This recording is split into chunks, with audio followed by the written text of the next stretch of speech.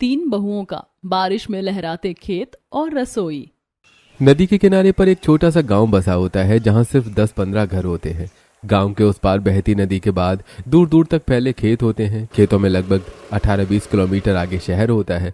गांव के किनारे कमला देवी का एक छोटा सा टीन का घर बना होता है जिसके ऊपर सूखी घास का छप्पर लगा होता है। बारिश की बूंदें टीन पर लगातार टप टप गिर रही होती हैं। घर के अंदर पूरा परिवार जमीन पर बैठा होता है। घर में खाने के लिए मुश्किल से थोड़ा सा आटा बचा होता है। घर में खाना खाने के लिए अनाज तक नहीं बचा।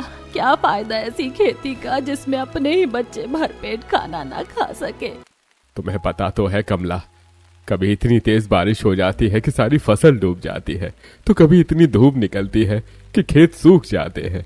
मौसम का कोई भरोसा ही नहीं रहा। पापा जी, अगर इस बार ठेकेदार से बात करके अच्छी खाद डलवा दे तो शायद फसल बेहतर हो जाए। थोड़ी मेहनत और सही खाद मिल जाए तो खेत फिर से लहरा सकता है। भगवान ने चाहा तो इस बार हमारी किस्मत जरूर बदलेगी। बेटा, ठेकेदार तो वैसे ही हमसे नाराज बैठा है। ऊपर से हम लोग कई दिनों से उसके काम पर भी नहीं जा पाए। कहीं उसने किसी और मजदूर को रख लिया तो? ऐसा कुछ नहीं होगा पापा जी, हम उससे बात करेंगे, वो हमारी मजबूरी जरूर समझेगा। जब तक मेहनत करना नहीं छोड़ेंगे तब तक उम्मीद भी नहीं छोड़ेंगे। शाम होते होते पूरा परिवार सिर्फ सूखी रोटियां खाता है। सब्जी नहीं होती न दाल। सभी चुपचाप रोटी खाकर जमीन पर बिछी चटाई पर सोने की तैयारी करने लगते हैं। अपने बच्चों की ऐसी हालत देखकर दिल टूट जाता है। पता नहीं कब तक ये लाचारी झेलनी पड़ेगी। एक दिन जरूर आएगा कमला, जब हमारे खेत भी बारिश में लहराएंगे और हमारा भी एक पक्का घर होगा। अगली सुबह सूरज निकलने से पहले ही तीनों बहुएं उठ जाती हैं। टीन के छोटे से घर के अंदर मिट्टी का चूल्हा जल रहा होता है। बारिश की वजह से लकड़ियां गीली होती हैं, इसलिए चूल्हे से धुआं पूरे घर में भर जाता है। तीनों बहुओं की आंखों में लगातार आंसू निकल रहे होते हैं, लेकिन फिर भी वो सबके लिए खाना बनाने में लगी रहती हैं। धुएं की वजह से तो आंखें खुल ही नहीं रही हैं। अगर हमारे पास गैस होती तो इतनी परेशानी नहीं होती। अभी जैसे भी हैं काम तो करना ही पड़ेगा, सबको खेत भी जाना है। किसी तरह खाना तैयार होता है। पूरा परिवार जल्दी जल्दी खाना खाकर नदी पार करके खेतों की ओर निकल पड़ता है। रास्ते में कीचड़ और फिसलन होती है। वहां पहुंचते पहुंचते काफी देर हो जाती है। ठेकेदार पहले से ही मजदूरों के बीच खड़ा उनका इंतजार कर रहा होता है। अरे आज भी तुम लोग देर से आए हो। अगर रोज यही हाल रहा तो किसी और को काम दे दूंगा मैं। मालिक, ऐसा मत कीजिए, हमें गाँव से नदी पार करके आना पड़ता है। सुबह पहले घर का काम भी करना पड़ता है, इसीलिए देर हो जाती है। हम कल से और जल्दी निकलने की कोशिश करेंगे। बस आखिरी मौका दे रहा हूँ, अगली बार देर हुई तो काम खत्म। तीनों भाई और बहू बिना कुछ कहे सिर झुका लेते हैं और खेत में काम शुरू कर देते हैं। अगली सुबह आसमान में काले बादल छा जाते हैं। जोरदार गड़गड़ाहट के साथ मूसलाधार बारिश शुरू हो जाती है। पूरे गांव की कच्ची सड़क घुटनों तक पानी में डूब जाती है। नदी का पानी भी तेजी से बढ़ने लगता है। गांव के ज्यादातर लोग अपने अपने घरों में ही रुक जाते हैं। आज कोई भी घर से बाहर मत निकलना, रास्ता बहुत खतरनाक है। अगर आज नहीं गए तो खेत पूरी तरह बर्बाद हो जाएंगे। हम लोग कट्टे ओढ़कर निकलते हैं, जितना बचा सकते हैं बचाएंगे। डरने से कुछ नहीं होगा, मेहनत करनी ही पड़ेगी। चलो भाइयों, देर मत करो। पूरा परिवार कट्टे ओढ़कर बारिश में निकल पड़ता है। तेज बारिश के बावजूद कुछ ही मिनटों में सब पूरी तरह भीग जाते हैं। कई बार फिसलते हैं, लेकिन फिर भी किसी तरह खेत तक पहुंच जाते हैं। खेत में पहुंचते ही सबके पैरों तले जमीन खिसक जाती है। पूरा खेत पानी से लबालब भरा होता है। आधी से ज्यादा फसल पानी में डूब चुकी होती है। पौधे झुक गए होते हैं। अगर आज पानी नहीं निकाला तो कल तक पूरी फसल सड़ जाएगी। जल्दी से नालियां बनाओ, जितना पानी निकाल सकते हैं निकालो। एक एक मिनट कीमती है। हम भी साथ देते हैं। पानी इस तरफ मोड़ो, यहाँ से जल्दी निकलेगा। भगवान हमारी मेहनत बेकार मत जाने देना। तीनों बहुएं और तीनों बेटे घंटों बारिश में भीगते हुए खेत में छोटी छोटी नालियां बनाते हैं। धीरे धीरे पानी खेत से बाहर निकलने लगता है। सभी कीचड़ से लथपथ हो चुके होते हैं। शाम तक सभी लोग पूरी तरह थककर भीगे कपड़ों पर घर लौटते हैं। टीन के घर से अब भी पानी टपक रहा होता है। सभी चुपचाप बैठ जाते हैं। उनके चेहरों पर चिंता साफ दिखाई दे रही होती है। ऐसे कब तक चलेगा? हर बार बारिश आते ही सारी मेहनत बर्बाद हो जाती है। रोज शहर जाने में ही 3-3 घंटे निकल जाते हैं। फिर खेत और मजदूरी सब संभालना मुश्किल हो रहा है। अगर यही हाल रहा तो हमारा गुजारा कैसे होगा? हमें कोई नया रास्ता निकालना होगा। तीनों बहुएं और तीनों बेटे एक दूसरे की ओर देखते हैं। बारिश अब भी लगातार हो रही होती है। हर रोज पूरा परिवार सुबह अंधेरा रहते ही घर से निकल जाता है। नदी पार करके उन्हें लगभग 18-20 किलोमीटर दूर शहर जाना पड़ता है। वहीं से राशन, सब्जियां, बीज और खेती का बाकी सामान खरीदना पड़ता है। आने जाने में ही आधे से ज्यादा पैसे खर्च हो जाते हैं। गांव में पानी की कोई व्यवस्था नहीं होती। पीने का पानी लाने के लिए भी उन्हें काफी दूर बने एक पुराने कुएं तक जाना पड़ता है। इन सब चीजों में रोज कई घंटे निकल जाते हैं। आधा दिन तो इस पानी के पीछे ही निकल जाता है। मम्मी जी, अगर घर के पास पानी होता तो हम खेत में और ज्यादा समय दे पाते। शहर जाने में किराया अलग, सामान का खर्च अलग, बचता ही क्या है। कभी लगता है कि मेहनत तो बहुत कर रहे हैं, लेकिन गरीबी हमारा पीछा ही नहीं छोड़ रही। अगले दिन दोपहर होते होते आसमान काले बादलों से भर जाता है। अचानक बहुत तेज तूफान आने लगता है। हवा इतनी तेज चल रही होती है कि पेड़ तक झुकने लगते हैं। कमला का टीन का घर जोर जोर से थरथराकर कांपने लगता है। पूरा परिवार घर के अंदर सहमा हुआ बैठा होता है। ये भगवान, इतनी तेज आंधी तो मैंने कभी नहीं देखी। सब लोग जल्दी अलग अलग कोने में आ जाओ। तभी तेज हवा का एक भयंकर झोंका आता है। पूरा टीन का छप्पर हवा में उड़ जाता है। दीवारें गिर जाती हैं। घर का सामान इधर उधर बिखर जाता है। कुछ ही पलों में उनका पूरा घर उजड़ जाता है। हमारी रसोई भी टूट गई है। अब हम खाना कैसे बनाएंगे? रसोई तो क्या, पूरा घर ही उजड़ गया। अब सिर छुपाने की भी जगह नहीं बची। भगवान, हमने आखिर ऐसा कौन सा गुनाह किया है। पूरा परिवार जमीन पर सिर पकड़कर बैठ जाता है। हर किसी की आंखों में आंसू होते हैं। ये गरीबी एक दिन हमारी जान लेकर रहेगी। कहाँ हम सपना देख रहे थे कि एक दिन हमारे खेत लहराएंगे और अच्छा घर होगा, लेकिन भगवान ने तो हमसे ये झोपड़ी भी छीन ली। जैसे तैसे पूरा परिवार तूफान का सामना करता है। शाम तक हवा शांत हो जाती है। अगले दिन सभी लोग मिट्टी और ईंटें इकट्ठी करके छोटा सा घर बनाने की कोशिश शुरू कर देते हैं। एक कोने में मिट्टी का चूल्हा भी बना लेते हैं। अभी छोटा ही सही, लेकिन अपना घर फिर से बना लेंगे। मेहनत करेंगे तो सब ठीक हो जाएगा। लेकिन अगले ही दिन फिर से मूसलाधार बारिश शुरू हो जाती है। देखते ही देखते मिट्टी का चूल्हा पानी में बह जाता है। आधी बनी दीवारें भी गिर जाती हैं। हमारा चूल्हा भी टूट गया। इतनी मेहनत एक ही बारिश में खत्म हो गई। आखिर हमारी परीक्षा कब खत्म होगी। अब पूरा परिवार घर बनाने में लगा रहता है। कई दिनों से वो खेत पर भी ठीक से नहीं जा पा रहे होते हैं। जो कभी कभी जाते भी हैं तो बिना खाना खाए काम करना पड़ता है। शाम को तीनों बेटे और तीनों बहुएं थके हारे वापस आते हैं। सभी के चेहरे पर भूख और थकान साफ दिखाई देती है। एक तो घर नहीं बन पा रहा है, ऊपर से रसोई भी नहीं है। भूखे पेट अब खेत में काम भी नहीं होता। तभी नेहा कुछ सोचते हुए सभी की तरफ देखती है। हमें पूरा दिन खेत पर ही रहना पड़ता है, तो क्यों ना कुछ दिनों के लिए खेत पर ही अपनी रसोई बना ले। सही कह रही हो, वहीं खाना बनाएंगे, वहीं खाकर काम करेंगे और बीच बीच में यहाँ आकर अपना घर भी बनाते रहेंगे। बेटा, तुम्हारा विचार बहुत अच्छा है। चलो अब यही करेंगे। अगले दिन पूरा परिवार ठेकेदार की किराए वाली जमीन पर पहुंच जाता है। खेत के किनारे बांस की डंडियां गाड़कर उनके ऊपर सूखे छप्पर की छत बना देते हैं। नीचे मिट्टी का चूल्हा तैयार करते हैं। पास ही चटाई बिछा देते हैं। खेत के पास सरकारी नल लगा होता है, जिससे उनके पानी की सबसे बड़ी परेशानी खत्म हो जाती है। अब कम से कम पानी भरने में घंटों बर्बाद नहीं होंगे।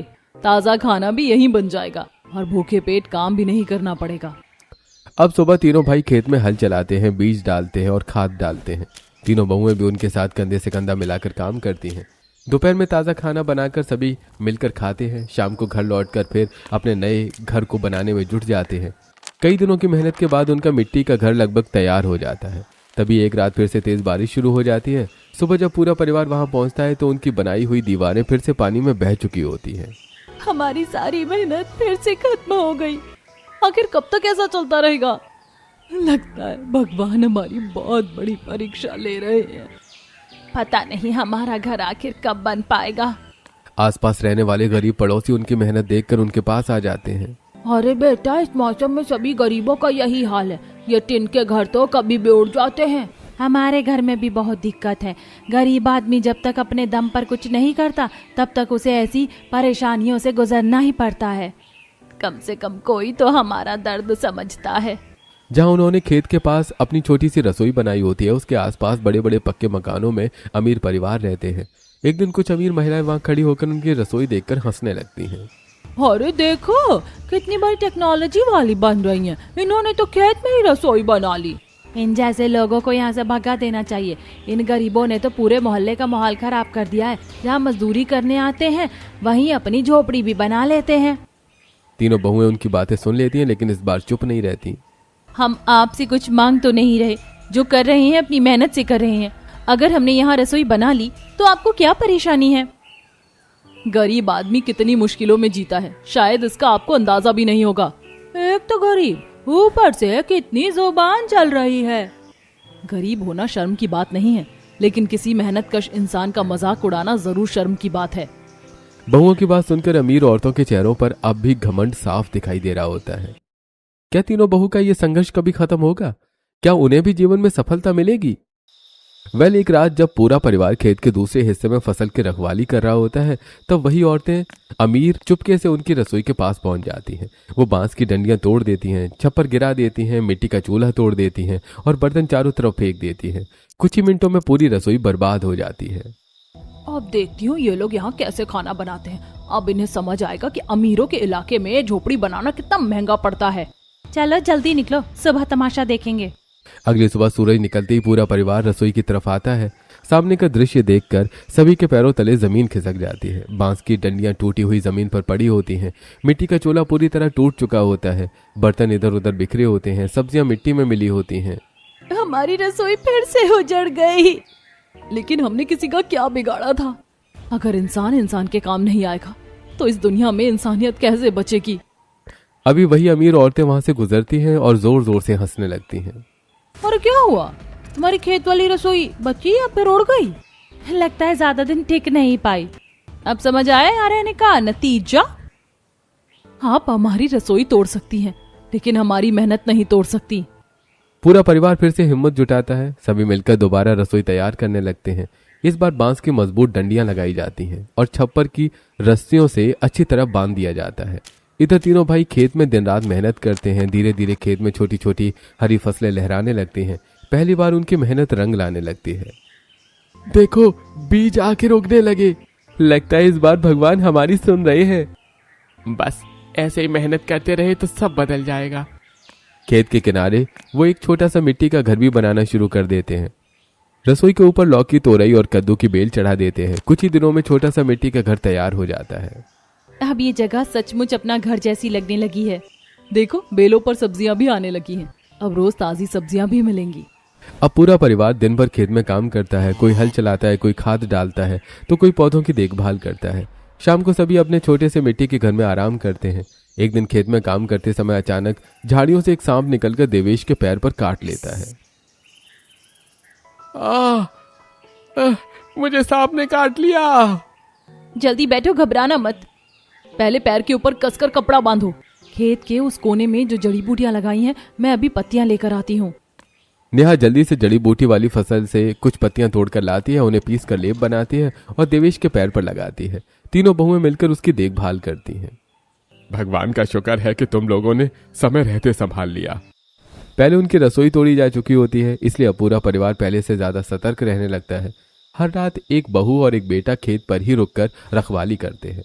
वो एक खाट बिछाकर वहीं सो जाते हैं ताकि कोई फिर नुकसान न पहुंचा सके। अब हम एक पल के लिए भी खेत को अकेला नहीं छोड़ेंगे। मैं भी आज यहीं रुकूंगी। सुबह सूरज निकलते ही वो खेत से ताजी लौकी, भिंडी, टमाटर और हरी मिर्च तोड़ते हैं। रसोई में ताजा खाना बनाते हैं और फिर सभी चटाई पर बैठकर मिलजुल कर खाना खाते हैं और दोबारा खेत के काम में लग जाते हैं। चाहे जितनी मुश्किलें आए, अब हम हार नहीं मानेंगे। यही मेहनत एक दिन हमें हमारी मंजिल तक जरूर पहुंचाएगी। धीरे धीरे उनकी दिनचर्या बन जाती है। दिन में खेती, रात में रखवाली। अगली सुबह हल्की हल्की बारिश और ठंडी हवा चल रही होती है। खेत के किनारे बनी छोटी सी रसोई में तीनों बहुएं मुस्कुराते हुए कुछ खास बनाने की तैयारी कर रही होती है। रिया खेत से ताजे आलू निकाल कर लाती है और मेघा बेसन का घोल तैयार करती है और नेहा मिट्टी के चूल्हे पर कढ़ाई चढ़ाकर आलू के गर्मा गर्म पकौड़े तलने लगती है। बारिश की बूंदें छप्पर से हल्की हल्की टपक रही होती हैं। सभी लोग चटाई पर बैठकर गर्मा गर्म पकौड़ों का आनंद ले रहे होते हैं। बेटा, तुम लोगों ने हमारी बंजर जमीन को सच में सोना बना दिया। अब इस खेत को देखकर दिल खुश हो जाता है। अरे, ऐसा लग रहा है जैसे जिंदगी में पहली बार इतना ताजा और स्वादिष्ट खाना खा रहा हूँ। मम्मी जी, किसान कभी हार नहीं मानता और जो इंसान हार नहीं मानता, भगवान भी उसे उसकी मंजिल तक जरूर पहुंचाते हैं। हमारी असली ताकत यही खेत और हमारी मेहनत है। पूरा परिवार बारिश की फुहारों के बीच हंसते मुस्कुराते हुए गर्मा गर्म आलू के पकौड़े खाता है। काफी दिनों बाद उनके चेहरे पर सच्ची खुशी दिखाई देती है। दोपहर को बारिश रुक चुकी होती है। तीनों बेटे खेत में खाद डाल रहे होते हैं। तीनों बहुएं पौधों के आसपास की घास साफ कर रही होती हैं। तभी अचानक पास के जंगल की तरफ से 2 सांड और एक गाय तेज रफ्तार में भागते हुए खेत की तरफ आने लगते हैं। अरे सब लोग संभल जाओ। रिया, मेघा, नेहा, जल्दी घर की तरफ भागो। अगर उन्होंने टक्कर मार दी तो बहुत बड़ा हादसा हो जाएगा। तीनों बहुएं तेजी से मिट्टी के घर की तरफ भागने लगती हैं। तभी एक सांड दिशा बदलकर नेहा की तरफ दौड़ पड़ता है। बचाओ। इससे पहले कि कोई उसे बचा पाता, सांड अपने सींग से नेहा की कमर में जोरदार टक्कर मार देता है। नेहा दर्द से चीखती हुई जमीन पर गिर जाती है। दूसरी तरफ दोनों जानवर पूरे खेत में दौड़ते हुए कई जगह फसल रौंद देते हैं। हमारी मेहनत सब बर्बाद हो गई। अभी तो खेत फिर से लहराने लगे थे, ये क्या हो गया? सभी लोग नेहा को संभाल कर मिट्टी के घर में ले आते हैं। उसकी कमर में तेज दर्द हो रहा होता है। परिवार के पास इतने पैसे नहीं होते कि डॉक्टर को बुला सके, इसलिए सभी मिलकर घरेलू इलाज करने का फैसला करते हैं। डॉक्टर बुलाने के पैसे भी नहीं हैं। जो जड़ी बूटियां उगाई हैं उनसे शायद आराम मिल जाए। रिया और मेघा खेत से कई तरह की औषधि पत्तियां तोड़कर लाती है, उन्हें पीस कर लेप कर तैयार करती है। फिर नेहा की कमर पर धीरे धीरे लेप लगाकर साफ कपड़े से पट्टी बांध देती है। थोड़ा दर्द कम लग रहा है। भगवान करे मेरी बेटी जल्दी ठीक हो जाए। अब कुछ दिन तुम बिल्कुल आराम करोगी। अगले कई दिनों तक नेहा ठीक से चल भी नहीं पाती।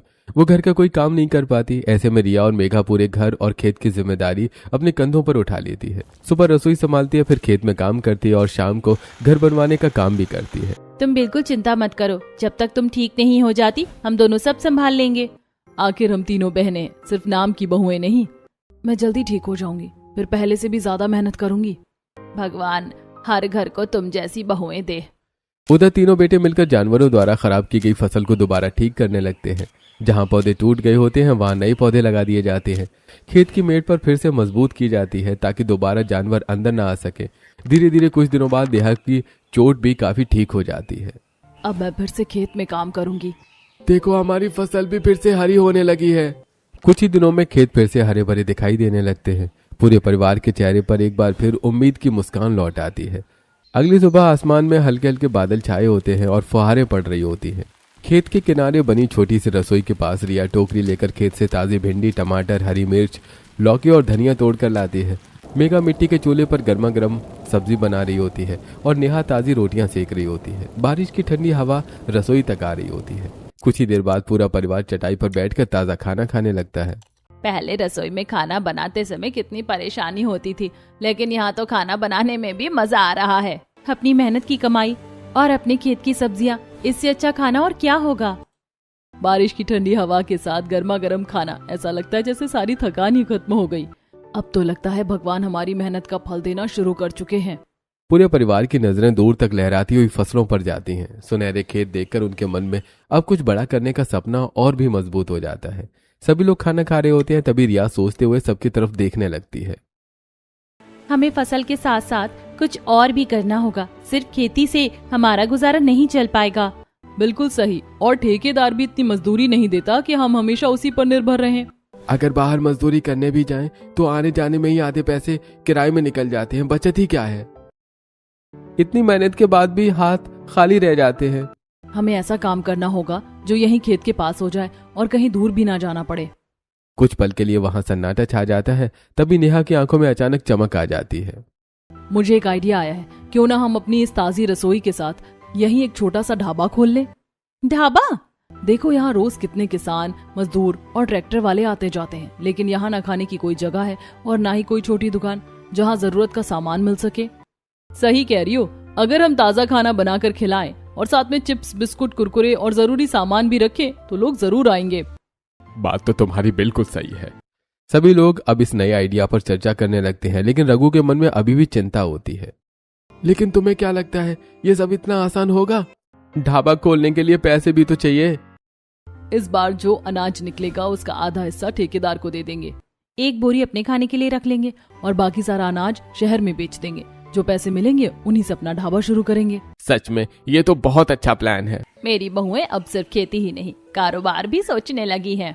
अगले कई दिनों तक पूरा परिवार दिन रात मेहनत करता है। आखिर वो दिन आ जाता है जब उनकी गेहूं की फसल पूरी तरह तैयार हो जाती है। सभी मिलकर फसल काटते हैं, अनाज निकालते हैं और बोरी भरने लगते हैं। शाम तक 8 बड़ी बोरियां भर जाती हैं।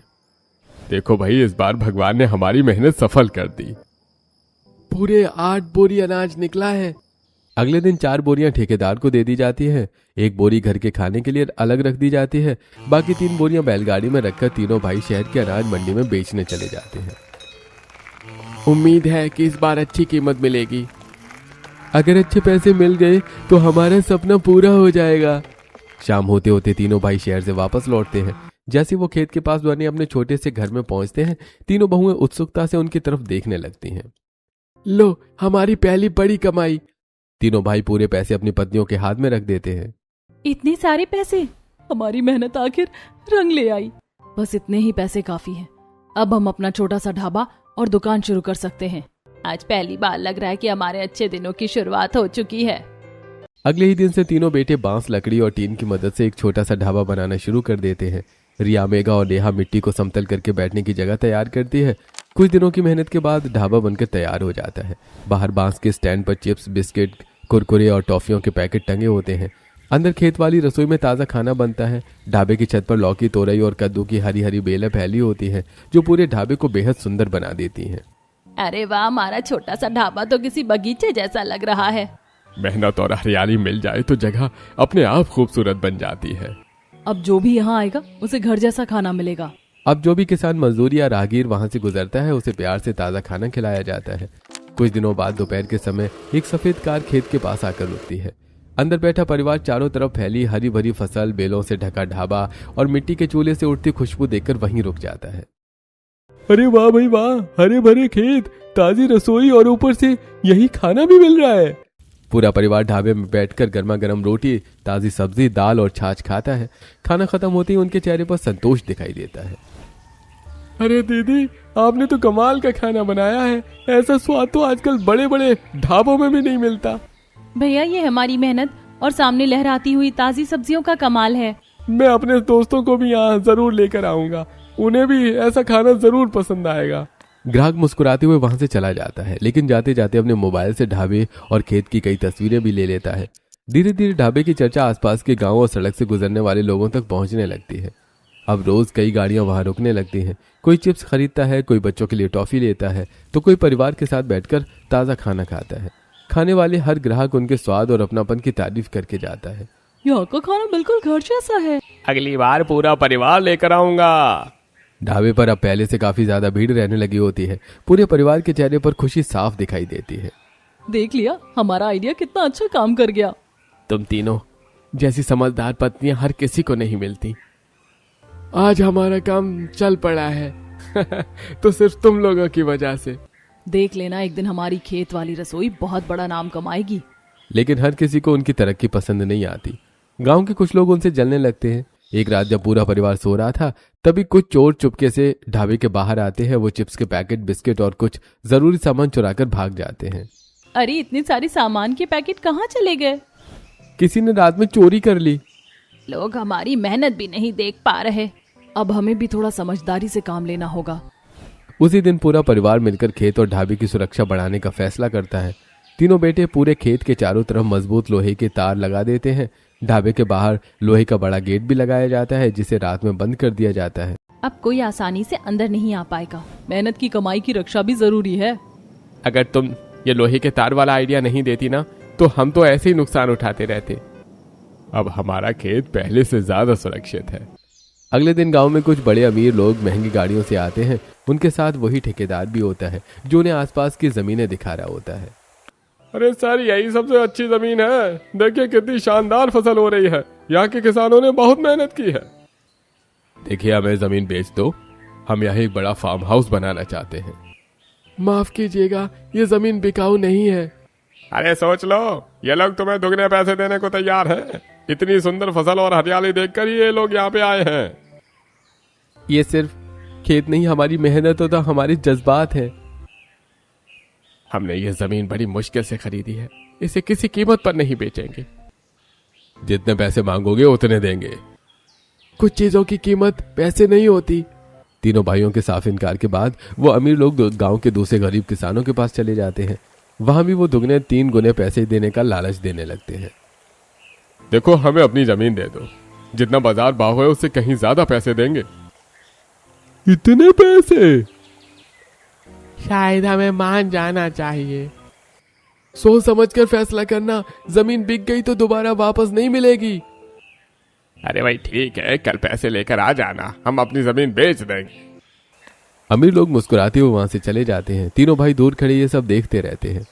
उसी शाम गांव की चौपाल पर एक बड़ी बैठक बुलाई जाती है। गांव के लगभग सभी किसान, महिलाएं और बुजुर्ग वहां इकट्ठा होते हैं। सामने तीनों बहुएं खड़ी होती हैं। उनके पीछे हरे भरे खेत हवा के साथ लहरा रहे होते हैं।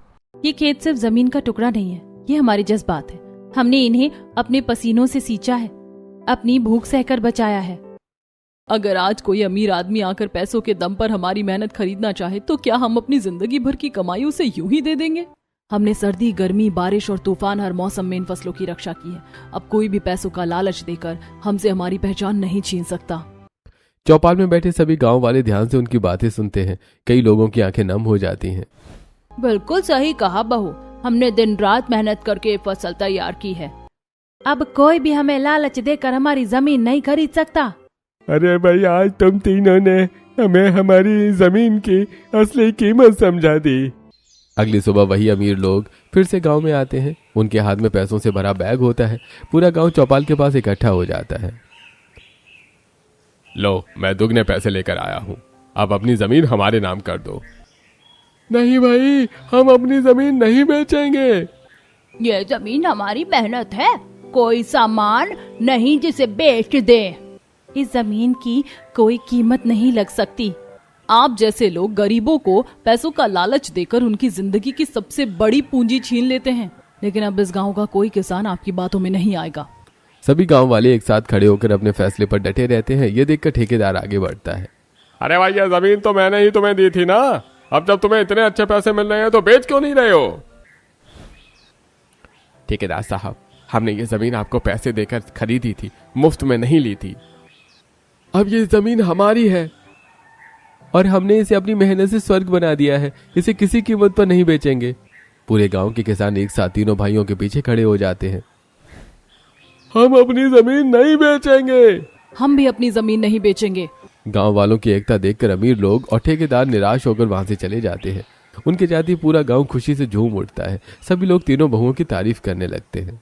बहू, अगर तुम हमें नहीं समझाती तो हम लालच में अपनी जमीन बेच देते।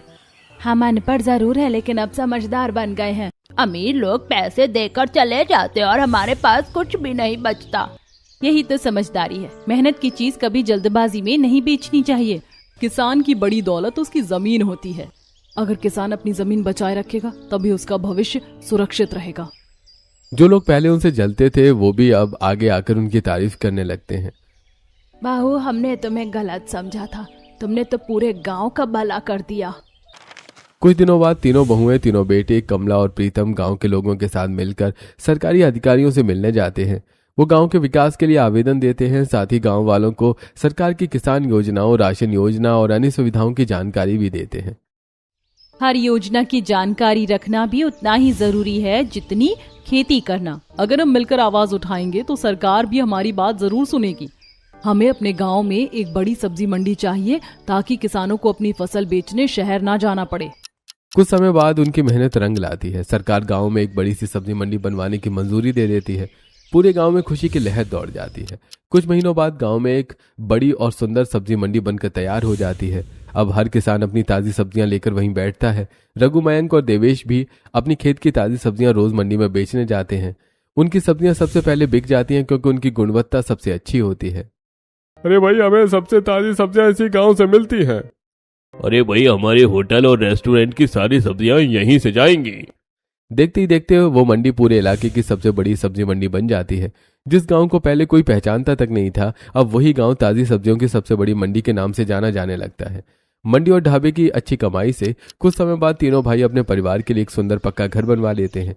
लेकिन खेत के किनारे बनी उनकी पहली रसोई और छोटा सा ढाबा आज भी पहले की तरह चलता रहता है, क्योंकि वहीं से उनके संघर्ष और सफलता की शुरुआत हुई थी। बेटा, तुम तीनों ने हमारा नाम रोशन कर दिया। हमने कभी सोचा भी नहीं था कि हमारा छोटा सा गांव इतनी ऊंचाई तक पहुंचेगा। आज सच में लगता है कि मेहनत और एकता कभी बेकार नहीं जाती। गांव के प्रधान पूरे गांव के सामने तीनों भाइयों और तीनों बहुओं को सम्मानित करते हैं। गांव की तरक्की में सबसे बड़ा योगदान तुम्हारे परिवार का है। आज से गांव के विकास और किसानों की देखरेख की जिम्मेदारी भी तुम लोगों की होगी। हमें आप सब पर गर्व है। ये जीत सिर्फ हमारे परिवार की नहीं, पूरे गांव की है। जब पूरा गांव साथ खड़ा हो जाए तो कोई भी सपना अधूरा नहीं रहता। दूर दूर तक लहराते खेत के किनारे चलता हुआ उनका मशहूर ढाबा, पास में बनी बड़ी सब्जी मंडी और बीच में खड़ा उनका नया पक्का घर, ये सब उनकी सालों की मेहनत और कभी हार न मानने वाले हौसलों की कहानी सुना रहा होता है। अगर तीनों बहुएं गांव वालों के ताने सुनकर हार मान लेती तो क्या आज उनका अपना ढाबा होता? क्या गांव में इतनी बड़ी सब्जी मंडी खुल पाती? अपनी राय हमें कमेंट बॉक्स में जरूर बताइए।